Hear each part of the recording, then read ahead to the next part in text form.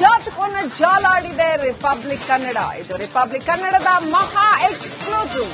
ಹಿಂದೂ ಆಗಿದ್ದಂತಹ ಚಿನ್ನಯ್ಯ ಕ್ರೈಸ್ತ ಧರ್ಮಕ್ಕೆ ಮತಾಂತರವಾದ್ರ. ಪ್ರತಿದಿನ ಪ್ರಾರ್ಥನೆಗೆ ಚರ್ಚ್ಗೆ ಹೋಗ್ತಾ ಇದ್ರಂತೆ ಚಿನ್ನಯ್ಯ. ಮತಾಂತರವಾಗಿದ್ದಾರೆ ಅನ್ನೋಂತ ಮಾಹಿತಿ ಬರ್ತಾ ಇದೆ. ಚಿನ್ನಯ್ಯ ಹೋಗ್ತಾ ಇದ್ದಂತಹ ಚರ್ಚ್ ಯಾವುದು, ಪ್ರತಿದಿನ ಪ್ರಾರ್ಥನೆಗೆ ಯಾವ ಚರ್ಚ್ಗೆ ಹೋಗ್ತಾ ಇದ್ರು, ಆ ಗ್ರೌಂಡ್ ರಿಪೋರ್ಟ್ ರಿಪಬ್ಲಿಕ್ ಕನ್ನಡದಿಂದ ನೋಡಿ. ಇದೇ ಚರ್ಚ್ ಅಂತ ಹೇಳಲಾಗ್ತಾ ಇದೆ. ಚಿನ್ನಯ್ಯ ಪ್ರತಿನಿತ್ಯ ಪ್ರಾರ್ಥನೆಗೆ ಹೋಗ್ತಾ ಇದ್ದಂತಹ ಚರ್ಚ್ ಸತ್ಯಮಂಗಲ, ಚಾಮರಾಜನಗರದ ಸತ್ಯಮಂಗಲ ಬಳಿಯ ಚರ್ಚ್. ಹಿಂದೂ ಆಗಿದ್ದಂತಹ ಚಿನ್ನಯ್ಯ ಮೊದಲ ಹೆಂಡತಿ ಮಂಡ್ಯದವರು, ಎರಡನೇ ಹೆಂಡತಿ ಮಲ್ಲಿಕಾ ಅನ್ನೋರು ಈ ಸತ್ಯಮಂಗಲದವರು. ಆಕೆಯನ್ನ ಮದುವೆ ಆದ ನಂತರ ಅಲ್ಲೇ ಹೋಗಿ ಸೆಟ್ಲ್ ಆಗ್ತಾರೆ. ಸೊ ಸತ್ಯಮಂಗಲದಲ್ಲಿ ಸೆಟ್ಲ್ ಆದ ನಂತರ ಕ್ರಿಶ್ಚಿಯಾನಿಟಿಗೆ ಕನ್ವರ್ಟ್ ಆಗಿದ್ದಾರೆ ಅಂತ ಹೇಳಲಾಗಿದೆ. ಪ್ರತಿನಿತ್ಯ ಪ್ರಾರ್ಥನೆಗೆ ಹೋಗ್ತಾ ಇದ್ದಂತಹ ಚರ್ಚ್ ಇದು ಅಂತ ಹೇಳಲಾಗಿದೆ. ಸತ್ಯಮಂಗಲದ ಚರ್ಚ್ ನೋಡ್ತಾ ಇದ್ದೀರಾ ನೀವು. ಇದೇ ಚರ್ಚ್ಗೆ ಪ್ರತಿನಿತ್ಯ ಪ್ರಾರ್ಥನೆಗೆ ಹೋಗ್ತಾ ಇದ್ರಂತೆ. ನೋಡಿ, ಕನ್ವರ್ಷನ್ ಮಾಫಿಯಾ ಎಷ್ಟರ ಮಟ್ಟಿಗೆ ಪ್ರಭಾವವನ್ನ ಬೀರ್ತಾ ಇದೆ ಅಂತ ಕರ್ನಾಟಕದಲ್ಲಿ ಮೂಲೆ ಮೂಲೆಗಳಲ್ಲೂ ಕೂಡ. ಚಿನ್ನಯ್ಯನ ಬೆನ್ನತ್ತಿ ರಿಪಬ್ಲಿಕ್ ಕನ್ನಡ ಸೂಪರ್ ಇನ್ವೆಸ್ಟಿಗೇಷನ್ ಮಾಡಿದೆ. ಚಿನ್ನಯ್ಯ ವಾಸಿಸ್ತಾ ಇದ್ದ ಊರಲ್ಲಿ ಮತಾಂತರ ತಾಂಡವವಾಡ್ತಾ ಇದೆ. ಸಿಂಗರಸಿನ ಪಾಳ್ಯ 400 ಕುಟುಂಬ ವಾಸ ಮಾಡ್ತಾ ಇದೆ. ಇಡೀ ಊರೇ ಕ್ರೈಸ್ತ ಧರ್ಮಕ್ಕೆ ಮತಾಂತರವಾಗಿದೆ. ಕ್ರಿಶ್ಚಿಯನ್ ಮಿಷನರಿಗಳಿಂದ ಇಡೀ ಊರೇ ಮತಾಂತರವಾಗಿದೆ. ಒಬ್ಬರಿಬ್ಬರಲ್ಲ. ಯಾವ ರೀತಿನಲ್ಲಿ ನೋಡಿ, ತಮಿಳುನಾಡಿನಿಂದ ರಿಪಬ್ಲಿಕ್ ಕನ್ನಡ ಸ್ಫೋಟಕ ಮಾಹಿತಿಯನ್ನ ಕೊಡ್ತಾ ಇದೆ. ಸತ್ಯಮಂಗಲದ ಬಳಿಯ ಈ ಊರುಗಳು, ಕೆಲವು ಊರುಗಳು, ಇಡೀ ಊರೇ ಮತಾಂತರವಾಗಿದೆ. ಇಲ್ಲಿ ಹಿಂದೂಗಳ ವಿರುದ್ಧವೇ ಬಳಸುವ ಷಡ್ಯಂತ್ರನ ಇದು. ಸಿಂಗರಸಿನ ಪಾಳ್ಯ, ಚಾಮರಾಜನಗರದ ಬಳಿಯ ಸಿಂಗರಸಿನ ಪಾಳ್ಯದಲ್ಲಿ ಇಡೀ ಊರೇ ಮತಾಂತರವಾಗಿದೆ. ಅಲ್ಲಿ ಚರ್ಚ್ ನಿರ್ಮಾಣವಾಗಿದೆ. ಈ ಚಿನ್ನಯ್ಯ ಪ್ರತಿನಿತ್ಯ ಪ್ರಾರ್ಥನೆಗೆ ಹೋಗ್ತಾ ಇದ್ದಂತಹ ಚರ್ಚ್ ನ ತೋರಿಸ್ತಾ ಇದ್ದೀವಿ ನಾವೀಗ ನಿಮ್ಗೆ. ಈ ಚಿನ್ನಯ್ಯ ಧರ್ಮಸ್ಥಳಕ್ಕೆ ಈಗ 25-30 ವರ್ಷದ ನಂತರ ಬಂದ್ಬಿಟ್ಟು ಇಲ್ಲಿ ನೂರಾರು ಶವ, ಸಾವಿರಾರು ಶವ, ಅವ್ರು ಬೈದ್ರು, ಇವ್ರು ಪ್ರೆಷರೈಸ್ ಮಾಡಿದ್ರು ಅಂತ ಕತೆ ಹೇಳುತ್ತಾನೆ. ಸೊ ಯಾಕೆ ಹೀಗೆ ಮಾಡ್ದ ಚಿನ್ನಯ್ಯ? ಯಾರ ಒತ್ತಡ ಇತ್ತು? ಮಿಷನರಿಗಳ ಪ್ರಭಾವ ದೊಡ್ಡದಿದೆಯಾ ಇದರಲ್ಲಿ ಅನ್ನೋ ಪ್ರಶ್ನೆ ಎದ್ದಿದೆ. ಏನಿದು ಪೂರ್ಣ? ನಮ್ಮ ಸಹೋದ್ಯೋಗಿ ರಂಜಿತ್ ಹಿರಿಯಾರ್ ಪ್ರತ್ಯಕ್ಷ ವರದಿ ಕೊಟ್ಟಿದ್ದಾರೆ, ಬನ್ನಿ ನೋಡೋಣ. ಧರ್ಮಸ್ಥಳದ ತಲೆಬುರುಡೆ ಪ್ರಕರಣದ ಇನ್ವೆಸ್ಟಿಗೇಷನ್ ರಿಪೋರ್ಟಿಂಗ್ ನ ಭಾಗವಾಗಿ ರಿಪಬ್ಲಿಕ್ ಕನ್ನಡ ತಮಿಳುನಾಡಿನಲ್ಲಿದೆ. ತಮಿಳುನಾಡಿನಲ್ಲಿ ಇದ್ದು ಈಗ ಚಿನ್ನಯ್ಯ ಅವರ ಹಿನ್ನೆಲೆಯನ್ನ ಅಥವಾ ಅವರ ಜಾಡನ್ನ ಹಿಡಿದು ಹೊರಟಾಗ ಚಿನ್ನಯ್ಯ ಅವರು ಇದ್ದಂತ ಸಿಂಗರಿಸನ ಪಾಳ್ಯ, ಆ ಒಂದು ಊರಿಗೆ ನಾವು ಬಂದಿದ್ದೀವಿ. ಈ ಊರಿನಲ್ಲಿ ಬಹುತೇಕ ಜನ ಕ್ರೈಸ್ತ ಮಿಷನರಿಗಳಿಗೆ ಒಳಗಾಗಿ ಹಿಂದೂ ಧರ್ಮವನ್ನು ಬಿಟ್ಟು ಕ್ರಿಶ್ಚಿಯನ್ ಧರ್ಮಕ್ಕೆ ಮತಾಂತರ ಆಗಿದ್ದಾರೆ.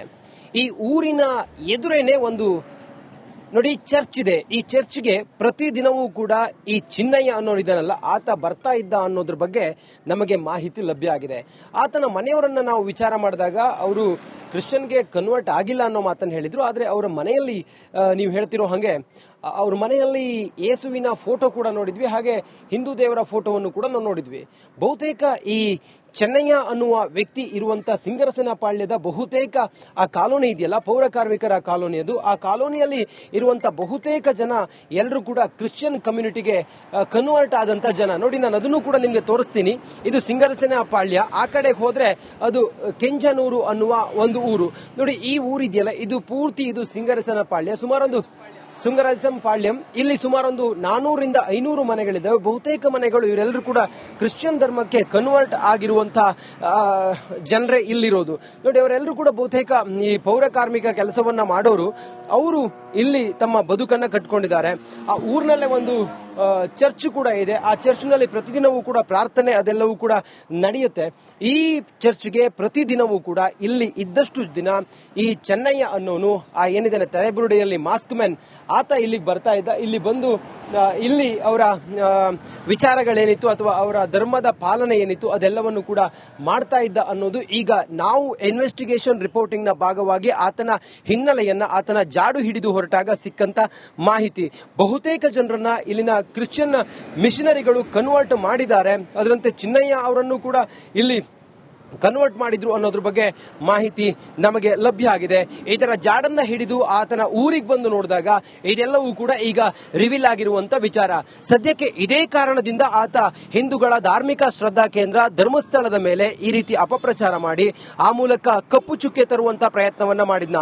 ಕ್ರೈಸ್ತ ಮಿಷನರಿಗಳು ಇದರಲ್ಲಿ ಷಡ್ಯಂತ್ರವನ್ನ ಮಾಡಿ ಆತನನ್ನ ದಾಳವಾಗಿ ಬಳಸಿಕೊಂಡು ಧರ್ಮಸ್ಥಳ ಅನ್ನೋ ಪುಣ್ಯಕ್ಷೇತ್ರದ ಬಗ್ಗೆ ಈ ರೀತಿ ಕಪ್ಪು ಮಸಿ ಬಳಿಯುವಂತ ಪ್ರಯತ್ನವನ್ನ ಮಾಡಿದ್ರ. ಇದೆಲ್ಲವೂ ಈಗ ಎಸ್ಐಟಿ ಇನ್ವೆಸ್ಟಿಗೇಷನ್ ಹಂತದಲ್ಲಿದೆ. ಸದ್ಯಕ್ಕೆ ಎಸ್ಐಟಿ ಅಧಿಕಾರಿಗಳು ನಿರಂತರವಾಗಿ ಆತನನ್ನ ವಿಚಾರಣೆಗೆ ಒಳಪಡಿಸಿದ್ದಾರೆ. ಆತನ ಬಂಧನವೂ ಕೂಡ ಆಗಿದೆ. ಮುಂದಿನ ಹಂತದಲ್ಲಿ ಏನಿದೆರ ನಿಗೂಢ ಸತ್ಯ ಅನ್ನೋದ್ರ ಬಗ್ಗೆ, ಅದರ ಜೊತೆಗೆ ಇದರ ಹಿಂದಿದ್ದಂತಹ ಕಾಣದ ಕೈಗಳು ಯಾವುದು ಅನ್ನೋದ್ರ ಬಗ್ಗೆ ಇನ್ನಷ್ಟೇ ತಿಳಿದು ಬರಬೇಕಾದಂತ ವಿಚಾರ. ಕ್ಯಾಮರಾ ಪರ್ಸನ್ ಸಚಿನ್ ಜೊತೆಗೆ ನಾನು ರಂಜಿತ್ ಶಿರಿಯಾರ್, ನನ್ನ ಜೊತೆಯಲ್ಲಿ ವಿನೋದ್ ಪಡುವರಳ್ಳಿ, ರಿಪಬ್ಲಿಕ್ ಕನ್ನಡ, ತಮಿಳುನಾಡು. ಹಾಗಾದ್ರೆ ಧರ್ಮಸ್ಥಳ ಇಡೀ ಪ್ರಕರಣದ ಹಿಂದೆ ಯಾವೆಲ್ಲ ಕೈವಾಡಗಳಿದ್ದಾವೆ? ಆ ಧರ್ಮಸ್ಥಳ ಕಾನ್ಸ್ಪಿರಸಿಗೂ ಆ ಷಡ್ಯಂತ್ರಕ್ಕೂ ಇಲ್ಲಿನ ಏನು ಘಟನೆಗಳನ್ನ ನಾವು ತೋರಿಸ್ತಾ ಇದೀವಿ ಇದಕ್ಕೂ ಏನಾದ್ರೂ ಸಂಬಂಧ ಇದೆಯಾ? ಏನಿದು ಪರಿಸ್ಥಿತಿ? ಯಾಕೆ ಚಿನ್ನಯ್ಯ ಇಂಥದನ್ನ ಮಾಡ್ದ? ಆತನ ಹಿಂದೆ ಯಾರಿದ್ದಾರೆ? ಆತನ ಜೊತೆಗೆ ಯಾರಿದ್ದಾರೆ? ಆತನಿಗೆ ಯಾರಾದ್ರೂ ಬ್ರೈನ್ ವಾಶ್ ಮಾಡಿದ್ರ? ಇಷ್ಟು ವರ್ಷಗಳ ಕಾಲ ಆತನ ಜೀವನ ಶೈಲಿ ಬದಲಾಗಿದ್ದು ಹೇಗೆ? ಚಿನ್ನಯ್ಯನ ಜಾತಕವನ್ನ ಜಾಲಾಡಿದೆ ರಿಪಬ್ಲಿಕ್ ಕನ್ನಡ. ಇದು ರಿಪಬ್ಲಿಕ್ ಕನ್ನಡದ ಮಹಾ ಎಕ್ಸ್ಕ್ಲೂಸಿವ್. ಹಿಂದೂ ಆಗಿದ್ದಂತಹ ಚಿನ್ನಯ್ಯ ಕ್ರೈಸ್ತ ಧರ್ಮಕ್ಕೆ ಮತಾಂತರವಾದ್ರ. ಪ್ರತಿದಿನ ಪ್ರಾರ್ಥನೆಗೆ ಚರ್ಚ್ಗೆ ಹೋಗ್ತಾ ಇದ್ರಂತೆ ಚಿನ್ನಯ್ಯ. ಮತಾಂತರವಾಗಿದ್ದಾರೆ ಅನ್ನೋಂತ ಮಾಹಿತಿ ಬರ್ತಾ ಇದೆ. ಚಿನ್ನಯ್ಯ ಹೋಗ್ತಾ ಇದ್ದಂತಹ ಚರ್ಚ್ ಯಾವುದು? ಪ್ರತಿದಿನ ಪ್ರಾರ್ಥನೆಗೆ ಯಾವ ಚರ್ಚ್ಗೆ ಹೋಗ್ತಾ ಇದ್ರು? ಆ ಗ್ರೌಂಡ್ ರಿಪೋರ್ಟ್ ರಿಪಬ್ಲಿಕ್ ಕನ್ನಡದಿಂದ ನೋಡಿ. ಇದೇ ಚರ್ಚ್ ಅಂತ ಹೇಳಲಾಗ್ತಾ ಇದೆ. ಚಿನ್ನಯ್ಯ ಪ್ರತಿನಿತ್ಯ ಪ್ರಾರ್ಥನೆಗೆ ಹೋಗ್ತಾ ಇದ್ದಂತಹ ಚರ್ಚ್ ಸತ್ಯಮಂಗಲ, ಚಾಮರಾಜನಗರದ ಸತ್ಯಮಂಗಲ ಬಳಿಯ ಚರ್ಚ್. ಹಿಂದೂ ಆಗಿದ್ದಂತಹ ಚಿನ್ನಯ್ಯ ಮೊದಲ ಹೆಂಡತಿ ಮಂಡ್ಯದವರು, ಎರಡನೇ ಹೆಂಡತಿ ಮಲ್ಲಿಕಾ ಅನ್ನೋರು ಈ ಸತ್ಯಮಂಗಲದವರು. ಆಕೆಯನ್ನ ಮದುವೆಯಾದ ನಂತರ ಅಲ್ಲೇ ಹೋಗಿ ಸೆಟ್ಲ್ ಆಗ್ತಾರೆ. ಸೊ ಸತ್ಯಮಂಗಲದಲ್ಲಿ ಸೆಟ್ಲ್ ಆದ ನಂತರ ಕ್ರಿಶ್ಚಿಯಾನಿಟಿಗೆ ಕನ್ವರ್ಟ್ ಆಗಿದ್ದಾರೆ ಅಂತ ಹೇಳಲಾಗಿದೆ. ಪ್ರತಿನಿತ್ಯ ಪ್ರಾರ್ಥನೆಗೆ ಹೋಗ್ತಾ ಇದ್ದಂತಹ ಚರ್ಚ್ ಇದು ಅಂತ ಹೇಳಲಾಗಿದೆ. ಸತ್ಯಮಂಗಲದ ಚರ್ಚ್ ನೋಡ್ತಾ ಇದ್ದೀರಾ ನೀವು. ಇದೇ ಚರ್ಚ್ಗೆ ಪ್ರತಿನಿತ್ಯ ಪ್ರಾರ್ಥನೆಗೆ ಹೋಗ್ತಾ ಇದ್ರಂತೆ. ನೋಡಿ, ಕನ್ವರ್ಷನ್ ಮಾಫಿಯಾ ಎಷ್ಟರ ಮಟ್ಟಿಗೆ ಪ್ರಭಾವವನ್ನ ಬೀರ್ತಾ ಇದೆ ಅಂತ ಕರ್ನಾಟಕದಲ್ಲಿ ಮೂಲೆ ಮೂಲೆಗಳಲ್ಲೂ ಕೂಡ. ಚಿನ್ನಯ್ಯನ ಬೆನ್ನತ್ತಿ ರಿಪಬ್ಲಿಕ್ ಕನ್ನಡ ಸೂಪರ್ ಇನ್ವೆಸ್ಟಿಗೇಷನ್ ಮಾಡಿದೆ. ಚಿನ್ನಯ್ಯ ವಾಸಿಸ್ತಾ ಇದ್ದ ಊರಲ್ಲಿ ಮತಾಂತರ ತಾಂಡವವಾಡ್ತಾ ಇದೆ. ಸಿಂಗರಸಿನ ಪಾಳ್ಯ 400 ಕುಟುಂಬ ವಾಸ ಮಾಡ್ತಾ ಇದೆ. ಇಡೀ ಊರೇ ಕ್ರೈಸ್ತ ಧರ್ಮಕ್ಕೆ ಮತಾಂತರವಾಗಿದೆ. ಕ್ರಿಶ್ಚಿಯನ್ ಮಿಷನರಿಗಳಿಂದ ಇಡೀ ಊರೇ ಮತಾಂತರವಾಗಿದೆ. ಒಬ್ರಿಬ್ಬರಲ್ಲ. ಯಾವ ರೀತಿನಲ್ಲಿ ನೋಡಿ, ತಮಿಳುನಾಡಿನಿಂದ ರಿಪಬ್ಲಿಕ್ ಕನ್ನಡ ಸ್ಫೋಟಕ ಮಾಹಿತಿಯನ್ನ ಕೊಡ್ತಾ ಇದೆ. ಸತ್ಯಮಂಗಲದ ಬಳಿಯ ಈ ಊರುಗಳು, ಕೆಲವು ಊರುಗಳು, ಇಡೀ ಊರೇ ಮತಾಂತರವಾಗಿದೆ. ಇಲ್ಲಿ ಹಿಂದೂಗಳ ವಿರುದ್ಧವೇ ಬಳಸುವ ಷಡ್ಯಂತ್ರನ ಇದು. ಸಿಂಗರಸಿನ ಪಾಳ್ಯ, ಚಾಮರಾಜನಗರದ ಬಳಿಯ ಸಿಂಗರಸಿನ ಪಾಳ್ಯದಲ್ಲಿ ಇಡೀ ಊರೇ ಮತಾಂತರವಾಗಿದೆ. ಅಲ್ಲಿ ಚರ್ಚ್ ನಿರ್ಮಾಣವಾಗಿದೆ.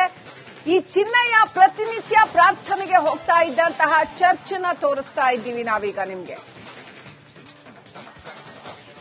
ಈ ಚಿನ್ನಯ್ಯ ಧರ್ಮಸ್ಥಳಕ್ಕೆ ಈಗ 25-30 ವರ್ಷದ ನಂತರ ಬಂದ್ಬಿಟ್ಟು ಇಲ್ಲಿ 100 ಶವ, 1000 ಶವ, ಅವ್ರು ಬೈದ್ರು, ಇವ್ರು ಪ್ರೆಷರೈಸ್ ಮಾಡಿದ್ರು ಅಂತ ಕತೆ ಹೇಳುತ್ತಾನೆ. ಸೊ ಯಾಕೆ ಹೀಗ್ ಮಾಡ್ದ ಚಿನ್ನಯ್ಯ? ಯಾರ ಒತ್ತಡ ಇತ್ತು? ಮಿಷನರಿಗಳ ಪ್ರಭಾವ ದೊಡ್ಡದಿದೆಯಾ ಇದರಲ್ಲಿ ಅನ್ನೋ ಪ್ರಶ್ನೆ ಎದ್ದಿದೆ. ಏನಿದು ಪೂರ್ಣ? ನಮ್ಮ ಸಹೋದ್ಯೋಗಿ ರಂಜಿತ್ ಶಿರಿಯಾರ್ ಪ್ರತ್ಯಕ್ಷ ವರದಿ ಕೊಟ್ಟಿದ್ದಾರೆ, ಬನ್ನಿ ನೋಡೋಣ. ಧರ್ಮಸ್ಥಳದ ತಲೆಬುರುಡೆ ಪ್ರಕರಣದ ಇನ್ವೆಸ್ಟಿಗೇಷನ್ ರಿಪೋರ್ಟಿಂಗ್ ನ ಭಾಗವಾಗಿ ರಿಪಬ್ಲಿಕ್ ಕನ್ನಡ ತಮಿಳುನಾಡಿನಲ್ಲಿದೆ. ತಮಿಳುನಾಡಿನಲ್ಲಿ ಇದ್ದು ಈಗ ಚಿನ್ನಯ್ಯ ಅವರ ಹಿನ್ನೆಲೆಯನ್ನ ಅಥವಾ ಅವರ ಜಾಡನ್ನ ಹಿಡಿದು ಹೊರಟಾಗ ಚಿನ್ನಯ್ಯ ಅವರು ಇದ್ದಂತ ಸಿಂಗರಿಸನ ಪಾಳ್ಯ ಆ ಒಂದು ಊರಿಗೆ ನಾವು ಬಂದಿದ್ದೀವಿ. ಈ ಊರಿನಲ್ಲಿ ಬಹುತೇಕ ಜನ ಕ್ರೈಸ್ತ ಮಿಷನರಿಗಳಿಗೆ ಒಳಗಾಗಿ ಹಿಂದೂ ಧರ್ಮವನ್ನು ಬಿಟ್ಟು ಕ್ರಿಶ್ಚಿಯನ್ ಧರ್ಮಕ್ಕೆ ಮತಾಂತರ ಆಗಿದ್ದಾರೆ. ಈ ಊರಿನ ಎದುರೇನೆ ಒಂದು ನೋಡಿ ಚರ್ಚ್ ಇದೆ. ಈ ಚರ್ಚ್ಗೆ ಪ್ರತಿದಿನವೂ ಕೂಡ ಈ ಚಿನ್ನಯ್ಯ ಅನ್ನೋರಿದ್ದಾನಲ್ಲ ಆತ ಬರ್ತಾ ಇದ್ದ ಅನ್ನೋದ್ರ ಬಗ್ಗೆ ನಮಗೆ ಮಾಹಿತಿ ಲಭ್ಯ ಆಗಿದೆ. ಆತನ ಮನೆಯವರನ್ನ ನಾವು ವಿಚಾರ ಮಾಡಿದಾಗ ಅವರು ಕ್ರಿಶ್ಚಿಯನ್ಗೆ ಕನ್ವರ್ಟ್ ಆಗಿಲ್ಲ ಅನ್ನೋ ಮಾತನ್ನು ಹೇಳಿದ್ರು. ಆದ್ರೆ ಅವರ ಮನೆಯಲ್ಲಿ ನೀವು ಹೇಳ್ತಿರೋ ಹಾಗೆ ಅವ್ರ ಮನೆಯಲ್ಲಿ ಯೇಸುವಿನ ಫೋಟೋ ಕೂಡ ನೋಡಿದ್ವಿ, ಹಾಗೆ ಹಿಂದೂ ದೇವರ ಫೋಟೋವನ್ನು ಕೂಡ ನಾವು ನೋಡಿದ್ವಿ. ಬಹುತೇಕ ಈ ಚೆನ್ನಯ್ಯ ಅನ್ನುವ ವ್ಯಕ್ತಿ ಇರುವಂತ ಸಿಂಗರಸನ ಪಾಳ್ಯದ ಬಹುತೇಕ ಆ ಕಾಲೋನಿ ಇದೆಯಲ್ಲ, ಪೌರ ಕಾರ್ಮಿಕರ ಕಾಲೋನಿ ಅದು. ಆ ಕಾಲೋನಿಯಲ್ಲಿ ಇರುವಂತ ಬಹುತೇಕ ಜನ ಎಲ್ಲರೂ ಕೂಡ ಕ್ರಿಶ್ಚಿಯನ್ ಕಮ್ಯುನಿಟಿಗೆ ಕನ್ವರ್ಟ್ ಆದಂತ ಜನ. ನೋಡಿ, ನಾನು ಅದನ್ನು ಕೂಡ ನಿಮ್ಗೆ ತೋರಿಸ್ತೀನಿ. ಇದು ಸಿಂಗರಸನ ಪಾಳ್ಯ. ಆ ಕಡೆ ಹೋದ್ರೆ ಅದು ಕೆಂಜನೂರು ಅನ್ನುವ ಒಂದು ಊರು. ನೋಡಿ, ಈ ಊರಿದೆಯಲ್ಲ ಇದು ಪೂರ್ತಿ ಇದು ಸಿಂಗರಸನ ಪಾಳ್ಯ. ಸುಮಾರೊಂದು ಸುಂಗರಾಜಂ ಪಾಳ್ಯಂ ಇಲ್ಲಿ ಸುಮಾರೊಂದು 400ರಿಂದ 500 ಮನೆಗಳಿದ್ದಾವೆ. ಬಹುತೇಕ ಮನೆಗಳು ಇವರೆಲ್ಲರೂ ಕೂಡ ಕ್ರಿಶ್ಚಿಯನ್ ಧರ್ಮಕ್ಕೆ ಕನ್ವರ್ಟ್ ಆಗಿರುವಂತಹ ಜನರೇ ಇಲ್ಲಿರೋದು. ನೋಡಿ, ಅವರೆಲ್ಲರೂ ಕೂಡ ಬಹುತೇಕ ಈ ಪೌರ ಕಾರ್ಮಿಕ ಕೆಲಸವನ್ನ ಮಾಡೋರು. ಅವರು ಇಲ್ಲಿ ತಮ್ಮ ಬದುಕನ್ನ ಕಟ್ಕೊಂಡಿದ್ದಾರೆ. ಆ ಊರಿನಲ್ಲೇ ಒಂದು ಚರ್ಚ್ ಕೂಡ ಇದೆ. ಆ ಚರ್ಚ್ನಲ್ಲಿ ಪ್ರತಿದಿನವೂ ಕೂಡ ಪ್ರಾರ್ಥನೆ ಅದೆಲ್ಲವೂ ಕೂಡ ನಡೆಯುತ್ತೆ. ಈ ಚರ್ಚ್ಗೆ ಪ್ರತಿದಿನವೂ ಕೂಡ ಇಲ್ಲಿ ಇದ್ದಷ್ಟು ದಿನ ಈ ಚೆನ್ನಯ್ಯ ಅನ್ನೋನು ಆ ಏನಿದೆ ತಲೆಬುರುಡೆಯಲ್ಲಿ ಮಾಸ್ಕ್ ಮ್ಯಾನ್ ಆತ ಇಲ್ಲಿಗೆ ಬರ್ತಾ ಇದ್ದ. ಇಲ್ಲಿ ಬಂದು ಇಲ್ಲಿ ಅವರ ವಿಚಾರಗಳೇನಿತ್ತು ಅಥವಾ ಅವರ ಧರ್ಮದ ಪಾಲನೆ ಏನಿತ್ತು ಅದೆಲ್ಲವನ್ನು ಕೂಡ ಮಾಡ್ತಾ ಇದ್ದ ಅನ್ನೋದು ಈಗ ನಾವು ಇನ್ವೆಸ್ಟಿಗೇಷನ್ ರಿಪೋರ್ಟಿಂಗ್ ನ ಭಾಗವಾಗಿ ಆತನ ಹಿನ್ನೆಲೆಯನ್ನ ಆತನ ಜಾಡು ಹಿಡಿದು ಹೊರಟಾಗ ಸಿಕ್ಕಂತ ಮಾಹಿತಿ. ಬಹುತೇಕ ಜನರನ್ನ ಇಲ್ಲಿನ ಕ್ರಿಶ್ಚಿಯನ್ ಮಿಷನರಿಗಳು ಕನ್ವರ್ಟ್ ಮಾಡಿದ್ದಾರೆ. ಅದರಂತೆ ಚಿನ್ನಯ್ಯ ಅವರನ್ನು ಕೂಡ ಇಲ್ಲಿ ಕನ್ವರ್ಟ್ ಮಾಡಿದ್ರು ಅನ್ನೋದ್ರ ಬಗ್ಗೆ ಮಾಹಿತಿ ನಮಗೆ ಲಭ್ಯ ಆಗಿದೆ. ಇದರ ಜಾಡನ್ನ ಹಿಡಿದು ಆತನ ಊರಿಗೆ ಬಂದು ನೋಡಿದಾಗ ಇದೆಲ್ಲವೂ ಕೂಡ ಈಗ ರಿವೀಲ್ ಆಗಿರುವಂತ ವಿಚಾರ. ಸದ್ಯಕ್ಕೆ ಇದೇ ಕಾರಣದಿಂದ ಆತ ಹಿಂದೂಗಳ ಧಾರ್ಮಿಕ ಶ್ರದ್ಧಾ ಕೇಂದ್ರ ಧರ್ಮಸ್ಥಳದ ಮೇಲೆ ಈ ರೀತಿ ಅಪಪ್ರಚಾರ ಮಾಡಿ ಆ ಮೂಲಕ ಕಪ್ಪು ಚುಕ್ಕೆ ತರುವಂತ ಪ್ರಯತ್ನವನ್ನ ಮಾಡಿದ್ನ.